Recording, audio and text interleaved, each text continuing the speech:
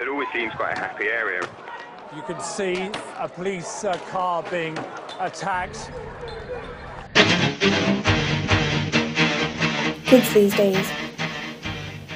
A phrase used by the adult generation almost every day in Britain. More often than not, the youth generation are portrayed negatively in the media, the London riots being a prime example of this. Aside from this, many young people have taken a much more constructive and positive outlook on life, creating their own fun, which is generally organised via social networking sites such as Facebook and Twitter.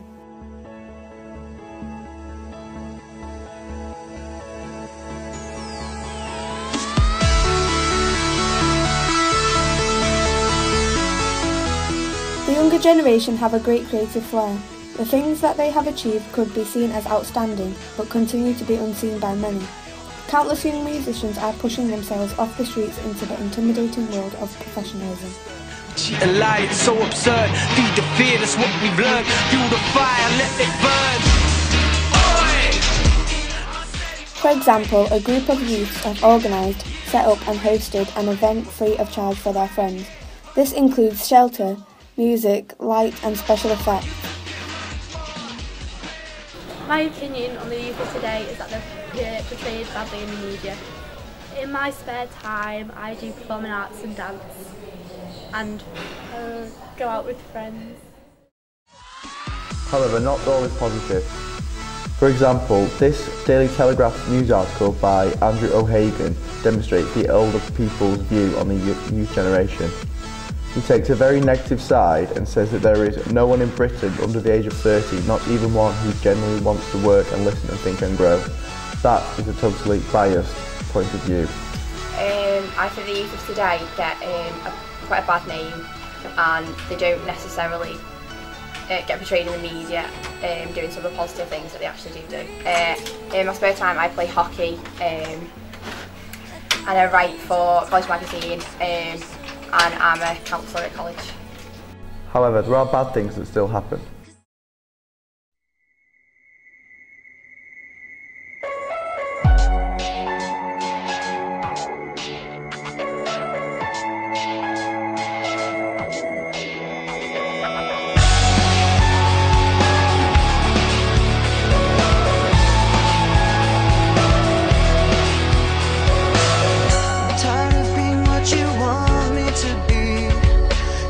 So faithless, lost under the surface.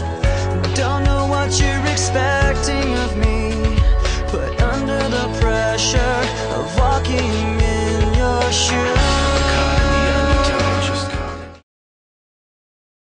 Is it important to have a strong social life as a teenager? Yes, I think it is. I think this enriches young people's lives. I think it helps people form relationships which are positive later on in a young person's life, and I think it generally makes people happy, and not having that can sort of affect everything else a teenager is trying to achieve, be it in work or education or anything like that.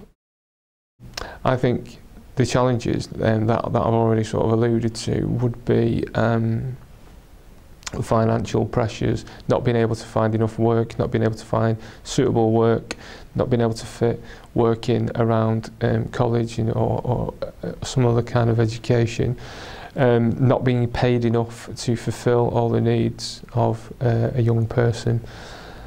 So there is financial pressure to lead the kind of lifestyle that teenagers want to lead, but I also think financial pressure in terms of things like going to university and buying a car, going on holiday with friends, those sort of big things, if you like.